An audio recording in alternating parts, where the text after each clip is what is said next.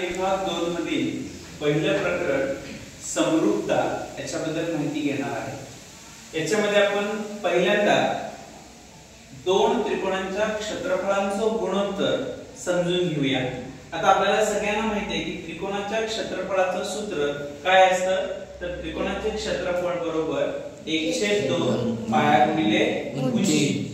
या ठिकाणी एक आकृती काढलेली आहे। ही आकृती एका त्रिकोणाची आहे। हा आहे त्रिकोण ABC आणि A बिंदूतून बाजू BC वरती काय घेतलेला आहे, लंब घेतलेला आहे। म्हणून area of triangle ABC is equal to 1.5 base into height. त्रिकोण ABC चे क्षेत्रफळ बरोबर 1/2 पाया गुणिले उंची।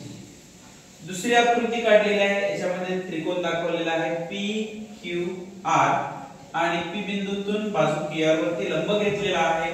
म्हणून area of triangle PQR is equal to 1.5 base into height, म्हणजे त्रिकोण PQR चं क्षेत्रफळ बरोबर 1/2 पाया गुणिले उंची। आता 1/2 पाया गुणिले उंची हे त्रिकोणाच्या क्षेत्रफळाचं सूत्र आहे।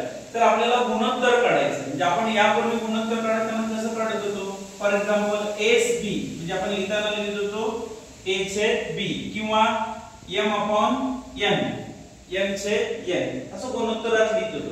तर आपल्याला आता या ठिकाणी या दोन त्रिकोणांच्या क्षेत्रफळाचं गुणोत्तर काढायचं आहे। म्हणून मी काय करतो, या ठिकाणी दोन त्रिकोणांच्या क्षेत्रफळाचं गुणोत्तर काढतो।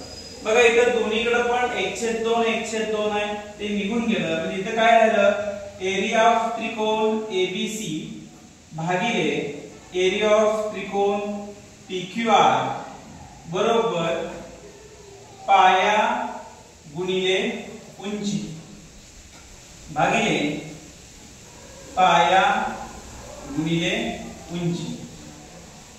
याचा अर्थ काय झाला की दोन त्रिकोणांच्या क्षेत्रफळाची गुणोत्तर ही त्यांच्या संगत पाया आणि उंची यांच्या गुणाकाराच्या गुणोत्तरा एवढी असतात। इथं कोणाचा गुणाकार आहे बघा, पाया गुणिले उंची यांचा गुणाकार आहे आणि या दोन त्रिकोणांच्या क्षेत्रफळांच्या पाया गुणिले उंचीचं गुणोत्तर दिलेलं आहे। आता प्रत्यक्षात जे आपण आकृत्या भूमितिक आकृत्या काढलेल्या आहेत त्याच्यामध्ये जर विचार केला तर एरिया ऑफ त्रिकोण ABC बरोबर या ठिकाणी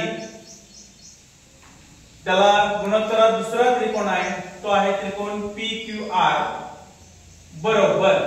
आता त्रिकोण ABC याच्यामध्ये पाया काय आहे, BC बरोबर, आणि उंची काय आहे, AD भागिले त्रिकोण PQR मध्ये पाया काय आहे, QR आणि उंची काय आहे, PS।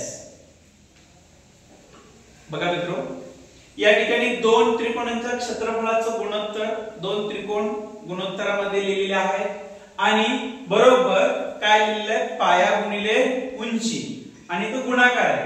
म्हणजे याचा अर्थ काय झाला की दोन त्रिकोणांच्या क्षेत्रफळाची गुणोत्तर ही संगत पाया आणि उंची यांच्या गुणाकाराच्या गुणोत्तरा एवढी असतात। लक्षात आलं का, समजलं का?